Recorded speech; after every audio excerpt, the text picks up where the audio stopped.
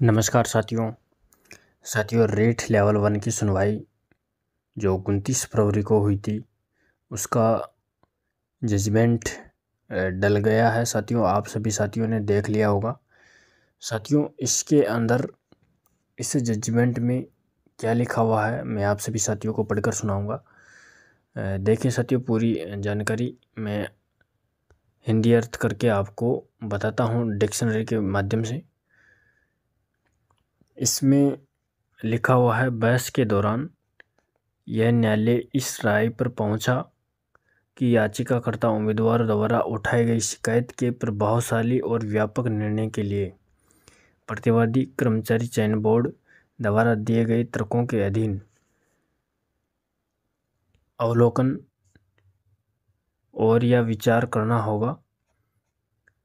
प्रतिवादी कर्मचारी चयन बोर्ड द्वारा आयोजित परीक्षाओं के सांख्यिकीय विवरण और मॉडल उत्तर कुंजी से अंतिम उत्तर कुंजी तक उनके द्वारा किए गए विचलन अभिन्न विचार है। इसलिए अगली तारीख से पहले प्रतिवादी कर्मचारी चयन बोर्ड को एक स्पष्ट और विस्तृत हलफनामा के माध्यम से निम्नलिखित रिकॉर्ड पर रखना होगा। यानी कि साथियों, इसमें बताया गया है कि कर्मचारी चयन बोर्ड ने पिछली जितनी भी भर्तियां हुई है उसके अंदर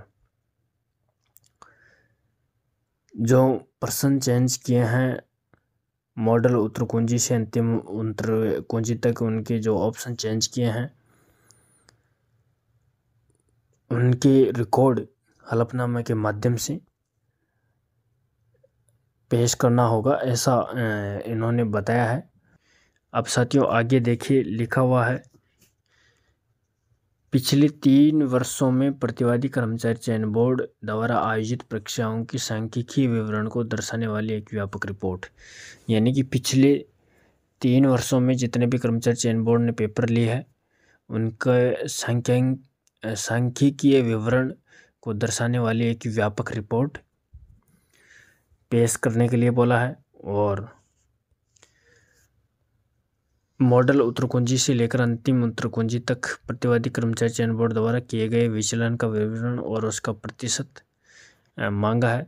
यानी कि जो मॉडल उत्तर कुंजी डलती है और उसके बाद में अंतिम उत्तर कुंजी में जो चेंज होता है उसके बारे में भी लेकर आना है। और आगे सी ऑप्शन है, विषय की परीक्षा में उपस्थित होने वाले उम्मीदवारों की संख्या जिसके खिलाफ उस न्यायालय के समक्ष चुनौतियां दी गई है और उन उम्मीदवारों की संख्या जो प्रभावित हो सकते हैं।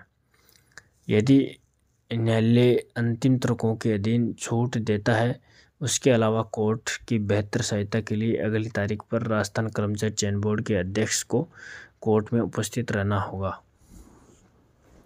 यानी कि साथियों, इसमें बताया गया है कि जो जिस भी विषय की जो परीक्षा होती है उसमें उम्मीदवारों की संख्या जो जिसके खिलाफ वह न्यायालय में जाते हैं तो उम्मीदवारों की संख्या जो प्रभावित हो सकते हैं और अंतिम तर्कों के अधीन जो छूट देते हैं कोर्ट, उनका भी विवरण पेश करना है, किस किस भर्ती में छूट दिया है। और साथियों आगे इसमें लिखा हुआ है, प्रथम प्रकरण के रूप में दिनांक 7/3/2024 को सूची। यानी कि साथियों यह केस 7 मार्च को सुना जाएगा और फर्स्ट केस रहेगा, ये 7 मार्च को सुना जाएगा तब। और इसमें आगे लिखा हुआ है, अंत में यह नोट किया गया कि चूंकि इस न्यायालय के समक्ष दोनों पक्षों द्वारा पर्याप्त दलीलें दी गई थी, इसलिए तत्काल याचिका को आगे की लिस्टिंग के लिए आंशिक सुनवाई के रूप में चिन्हित किया जाना चाहिए। यानी कि फाइनल फैसला नहीं हुआ है और आगे की डेट दी गई है। और इसमें साथियों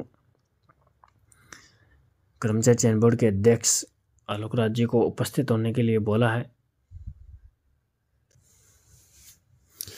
तो पिछले 3 वर्षों में जितने भी पेपर हुए हैं और मॉडल उत्तर कुंजी और अंतिम उत्तर कुंजी में जो चेंज किए हैं वह भी मांगा है।